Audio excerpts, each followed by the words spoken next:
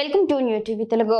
రాష్ట్రంలో కూటమి ప్రభుత్వం చేస్తున్న ఏ మంచి పనికైనా వైసీపీ క్రెడిట్ ను దొంగలించేందుకు ప్రయత్నిస్తుందని ఏపీ హోంమంత్రి వంగలపూడి అనిత తీవ్ర ఆరోపణలు చేశారు.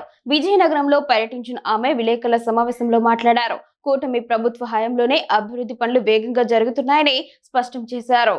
శ్రీకాకుళం జిల్లా మూలపేట ఫోర్టు నిర్మాణం కూటమి ప్రభుత్వం హయాంలో 70% పూర్తయిందని మంత్రి అనిత తెలిపారు. గత వైసీపీ ప్రభుత్వంలో ఏ ప్రాజెక్టు వచ్చినా పాలకులకు వాటాలు, కమిషన్లపైనే దృష్టి ఉండేదని, భోగాపురం ఎయిర్పోర్టే ఇందుకు నిదర్శనమని ఆమె విమర్శించారు. ఇప్పుడు అలాంటి అవినీతికి తావు లేకపోవడంతోనే ప్రాజెక్టులు సకాలంలో పూర్తవుతున్నాయని వివరించారు.